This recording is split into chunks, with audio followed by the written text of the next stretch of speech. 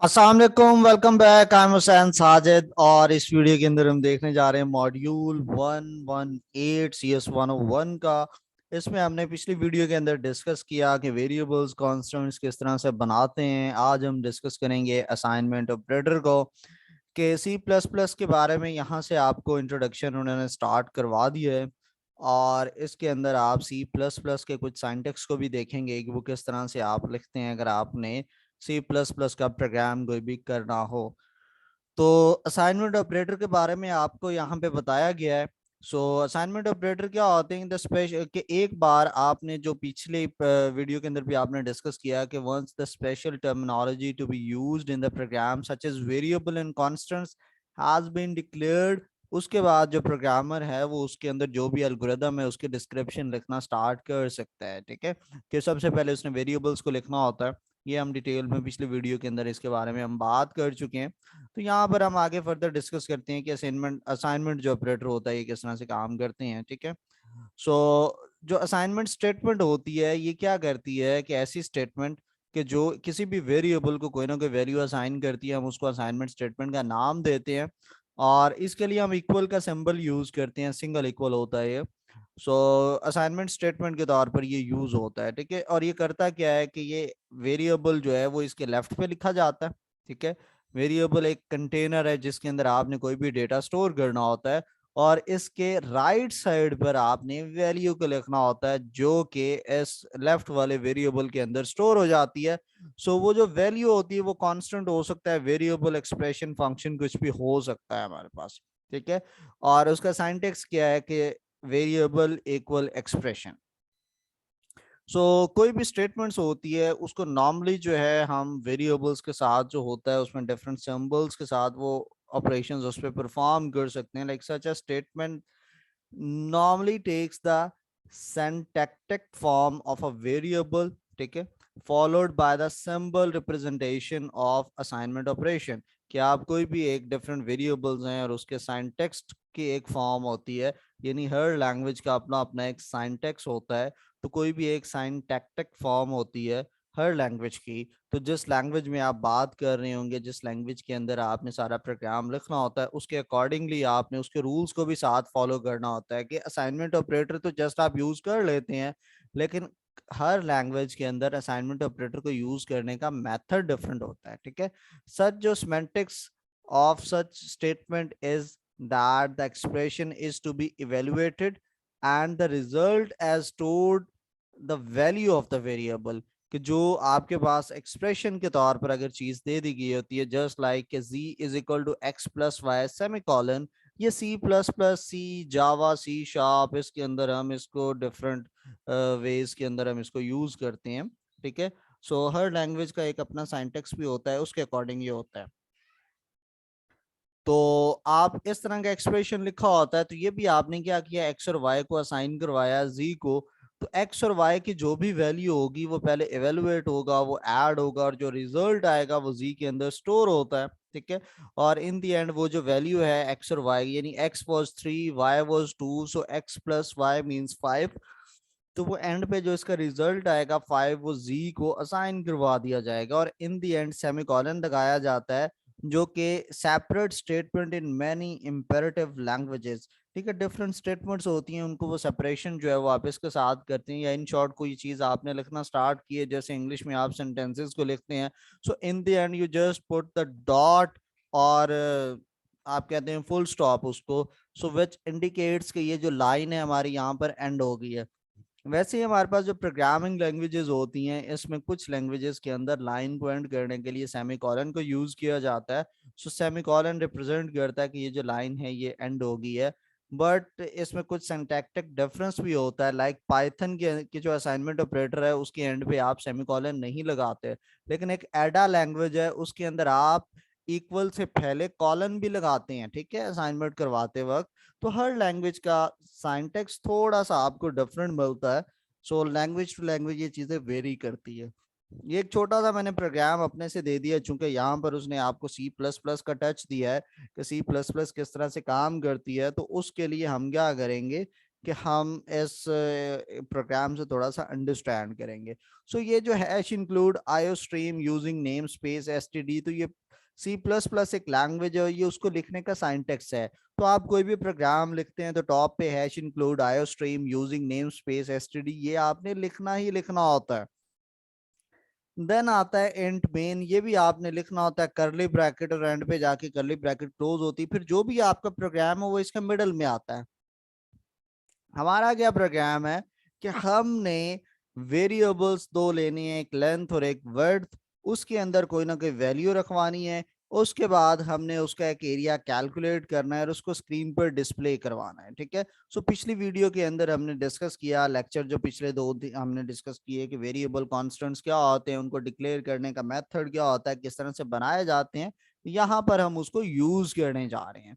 So and area लिया मैंने क्या किया कि एरिया का वेरिएबल डिक्लेयर किया और उसको मैंने एक डेटा टाइप डिफाइन कर दी कि जी इसकी डेटा टाइप इंटीजर होगी। यानी एरिया एक कंटेनर का नाम है जिसमें आपने कोई ना कोई वैल्यू स्टोर करवानी है। सो उसकी आपने डेटा टाइप स्पेसिफाई कर दिया। डेटा टाइप का मतलब क्या है कि अब आपने स्पेसिफाई कर दिया कि इस वेरिएबल में किस तरह का डेटा आ सकता है। जिस तरह से कि आप पब्लिक प्लेसेस में जाते हैं तो लिखा होता है कि जी मेल फीमेल चीजों को सेपरेट किया होता है, तो मेल वाली साइड पे फीमेल्स नहीं जाती, फीमेल्स वाली साइड पे मेल नहीं एंटर हो सकते, क्योंकि आपने उसको पहले ही रिस्ट्रिक्टेड बना दिया है, उसको लिमिटेड कर दिया है कि इसमें स्पेसिफिक टाइप की चीजें ही एंटर हो सकती हैं। वैसे ही हम जब ये डेटा टाइप बनाते हैं वेरिएबल्स की, तो इसका मतलब है कि हम स्पेसिफाई कर रहे हैं कि ये वाला जो वेरिएबल है ये किस तरह की वैल्यू इसमें स्टोर हो सकती है और किस तरह की वैल्यू को इसने स्किप करना होता है। तो मैंने जस्ट वेरिएबल की डेटा टाइप बताई कि इंटीजर है एरिया। फिर मैंने लिखा कि int length is equal to 12। अब मैं दो काम एक ही स्टेटमेंट में कर रहा हूं। मैंने पहले वेरिएबल बनाया लेंथ का, उसकी मैंने डेटा टाइप डिसाइड कर ली कि जी इसमें नंबर ही सेव होगा इंटीजर, और उसके बाद मैंने उसको इक्वल असाइनमेंट स्टेटमेंट यूज करते हुए इसमें 12 रखवा दिया। अब क्या है कि कहीं पर भी मैं लेंथ लिखूंगा तो एक्चुअल में क्या मैं बात कर रहा हूं, मैं 12 की बात करूंगा। फिर एक और वेरिएबल मैंने लिया एंड वर्थ, और जो वर्थ है ये एक वेरिएबल की डेटा टाइप भी बन गई और उसके ऊपर एक लेबल लग गया कि ये वर्थ का वेरिएबल है। और अब आपने उस वर्थ को इक्वल टू 13 और सेमीकोलन लगाया। Semicolon is saying that statement has been ended, और इस वर्थ के वेरिएबल में 13 सेव हो चुका है। आपने 13 एक वैल्यू पकड़ी और वर्थ के वेरिएबल को वो असाइन करवा दिया है। फिर आपने एरिया देखा, area is equal to length multiply by width. इसका क्या मतलब है कि वो वेरिएबल्स की जब भी आप बात करते हैं, वेरिएबल्स बेसिकली क्या होता है, एक मेमोरी लोकेशन के ऊपर एक लेबल होता है। तो वो उस मेमोरी लोकेशन को सर्च करेगा जिसका लेबल लेंथ है, और वहां पर वो ये वैल्यू देखेगा और उसको 12 मिलेगा। वो फिर विड्थ का वेरिएबल ढूंढेगा, उसकी वैल्यू को देखेगा, उसको 13 मिलेगा। वो उन दोनों की वैल्यूज को पकड़ेगा 12 एंड 13 को, और उसको मल्टीप्लाई करेगा और रिजल्ट जो आता है वो 156 आता है। तो वो 156 जो है वो एरिया के वेरिएबल के अंदर स्टोर हो जाती है value. So in the and आप क्या करते हैं कि आप एरिया ऑफ रेक्टेंगल इज आप उसको प्रिंट आउट कर देते हैं, और इस तरह से वो चीज स्क्रीन पर विजिबल है। अब ये सी आउट की स्टेटमेंट क्या करती है कि इसके बाद जो भी चीज आपने लिखी होती है वो उसको स्क्रीन पर डिस्प्ले करवाती है। अब आपने देखा जब आप रन करेंगे ना तो ये ब्लैक स्क्रीन डिस्प्ले होती है। तो ये जो ऊपर आपने जो कुछ भी लिखा वो यहाँ पर विजिबल नहीं है। ठीक है, सिर्फ ये सी आउट वाली स्टेटमेंट जो आपने लिखी ये विजिबल है। तो जिस इंस्ट्रक्शन को हम ऑर्डर देते हैं कि ये चीज स्क्रीन पर प्रिंट हो ऑन दी, वही सिलेक्टिव स्टेटमेंट डिस्प्ले होती है। दूसरी स्टेटमेंट्स जो होती हैं वो स्क्रीन पर डिस्प्ले नहीं होती। आपने लिखा double quotation. Double quotation basically हम यूज करते हैं स्ट्रिंग्स के लिए। कोई भी एक टेक्स्ट है और वो एज इट इज आपने जब उसको रखना हो तो आप उसको डबल कोटेशन में रखते हैं। तो मैंने यहाँ पे प्रिंट के बाद अगर एक कोई भी ऐसा स्टेटमेंट, कोई ऐसे लेटर्स, कोई ऐसा वर्ड, कोई ऐसा नंबर जो मैंने स्क्रीन पर एज इट इज डिस्प्ले करवाना हो कि उसमें कोई चेंजिंग कर भी ना सके, मैं उसको डबल कोटेशन में लिखता हूँ। So area of rectangle is, अब ये जो अल्फाबेट्स हैं ये सारे एज इट इज स्क्रीन पर डिस्प्ले होती हैं। उसके बाद मैंने फिर ये दो बार ये लेस देन का मैंने यूज करवाया। ठीक है, ये कंकैटिनेशन ऑपरेटर होता है सी प्लस प्लस के अंदर। उसके बाद मैंने लिखा एरिया। अब ये जो एरिया है ये क्या है, एक वेरिएबल है, और जब भी आपका वेरिएबल होता है एक तो आपने उसको डबल कोटेशन के बगैर लिखना होता है। उसके बाद आपने क्या करना होता है कि इसके अंदर जब वेरिएबल लिखना होता है तो वो मेमोरी का काम है कि वो इसमें सर्च करता है कि इस वेरिएबल के अंदर कौन सी वैल्यू आपने स्टोर करवाई है। सो वो इसको सर्च करता है वो इससे ऊपर, और उसको यहाँ पर एक एक्सप्रेशन लिखा हुआ मिलता है और वो देखता है लेंथ इंटू विड्थ जो था ये मल्टीप्लाई हुआ हुआ है, और इसका जो लेंथ और विड्थ की वैल्यू थी 12 एंड 13, तो एरिया के अंदर स्टोर्ड होता है 156। वो उसकी वैल्यू को पकड़ता है और यहाँ पे वो उसको डिस्प्ले करवा देता है। तो इस तरह से हमारे पास एक मैसेज स्क्रीन पर डिस्प्ले आ जाता है कि the area of rectangle is 156। So this was our assignment statement. एक और मैंने प्रोग्राम किया है इसके अंदर जिसके अंदर मैं एक एरिया ऑफ सर्कल प्रिंट करूंगा। पहले जो मैंने प्रिंट किया that was area of a rectangle या एरिया ऑफ अ स्क्वायर। अब आपने प्रिंट करना है एरिया ऑफ सर्कल, और एरिया ऑफ सर्कल का फॉर्मूला होता है पाई आर स्क्वायर। सो आपको एक दो वेरिएबल्स चाहिए, एक फ्लोट एरिया मैंने लिया और एक फ्लोट रेडियस लिया। एरिया क्या है कि वो कंटेनर है जिसमें मेरा फाइनल रिजल्ट आएगा। Radius is a variable that will represent the radius of any circle, और मैंने इसको एक फिक्स वैल्यू दे दी 2.3। तो रेडियस के वेरिएबल की वैल्यू कितनी होगी है 2.3।